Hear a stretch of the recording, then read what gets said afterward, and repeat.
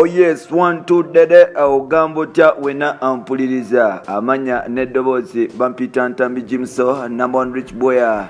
Max Ode Junior nga we bagamba we balugira nti first cut is the deepest musajja mukulu amanyikiddwa nga MC Cuts ko gatafiye official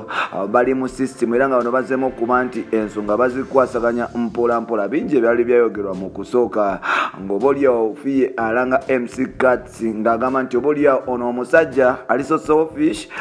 tayagalira ddala kuba nti amubuuzako ku nsonga ezimu era nga kyasobola okuba nti ekyebaawula wano no twasobola okuba nti tulaba ebikonde ebyafuluma era nga ekikonde ekyasooka okuba nti kikubibwa kyali ku club Lafters MC Cuts bamwabye omumwa nga omukyala amanyikiddwa nga Fiye Mutoni yamukuba mpola mpola twavaawo ne tulaba ebyahapeninganga ku weevu nga buli omu akyuzingamu ne lwaki onyendako lwaki okola kino era nga system yasobola okuba nti egenda maaso n'okuba nti ekyankalanya naye nga te tulina essanyu okutegeeza nti yes nateera Badman MC Edwin Katamba oba MC Cuts okuva ku NBS TV kwogata ne munyarwanda munnaffe amanyikiddwa nga Fiye Mutoni nabwe kityo system egenze maaso n'okuba nti bakikwasaganya era nga laavu yaabwe bagikomezaawo mpola mpola nga bwe nagambye nkwaniriza ku mukutu gwaffe Muganzi ogumanyikiddwa nga Uganda Mukamoli amanya neddoboozi Ntambi Jimso number 1 rich boy Max Ode Junior genda mu maaso n'okuba nti osubscribe nga gwatamba kuba nti osubscribe nga tusobola okuba nti tutambula ffenna mpola mpola then ogambe ne bakyalimu nti waliwo kakyali kaffe akajja ono katuleetera information ekwatagana ku entertainment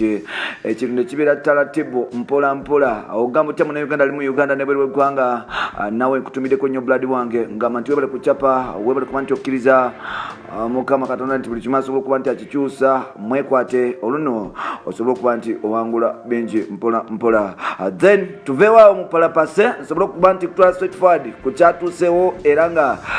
kyekigenda mu maaso now MC Cuts agenda nafuna omukyalo omulala bamuyita Caroline Mark oluvannyuma okuba nti Fiye Mutoni yasobola okuba nti atambulamu ate nga Fiye Mutoni yali ne omuvubuka wa muvuga speed gwe bayita Azizi yali mu kyotala bw'ati mpola mpola era ng'obulyawo omuvubuka ono yaveerako Fiye okuba nti ayiga okusmokinga kye bayita weed yatandikira ku bush weed nadda ku sativa nadda ku cocaine mpola mpola twamaliriza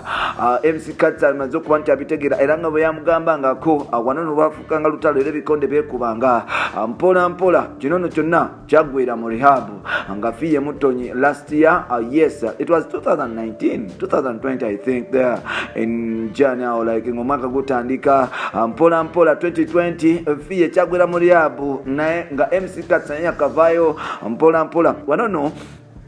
Fiye lwakoma yagamba nti omusajja yali yamukola kye bayita yali depressed oba yamuwa trauma oluvannyuma okuba nti MC Cuts agenda mu club wave olunaku lwali lwakuna show bali bagiyita oba night eyo night theme bagiyita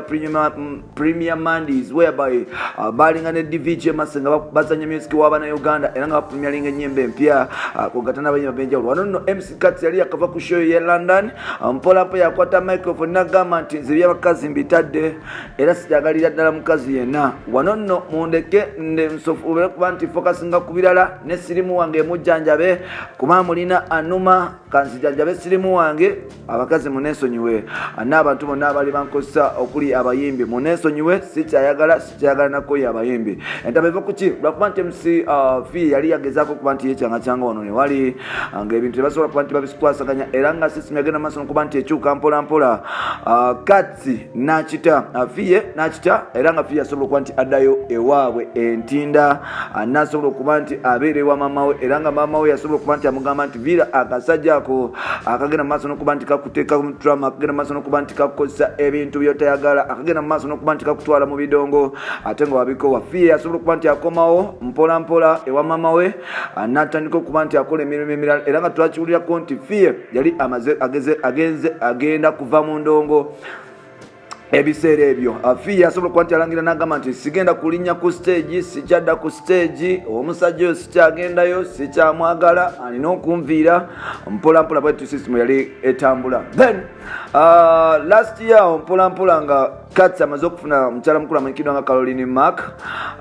Fiye twakitegeerako nti yatandika okuba nti atuma ababaka ew'omuvubuka ate nga ne Katsi of course yali ayagala mukyala w'oyo Mama Abi nga bamuyita. Mama Abi yatumibwa Tata Abi n'agamba nti owaaye ebintu byonna nkulaba otandise okuba nti otambulamu naye ng'ate gwe wangamba nti taata nze akimala ate watandise okuba nti ogabira wa TV abimale. Wano mpola mpola Katsi yawuliriza era nga Katsi yasobola okuba nti balikosenga n'omukyalo ono. Recently kyonna kyekiggwa kyawedde dda omukyalo ono abeera ntinda kiwatule ndeko gatane mukyala mukulu amanyikiddwa nga Caroline Mark era nga kati gwe twogerera MC Katsi Haji Mulamba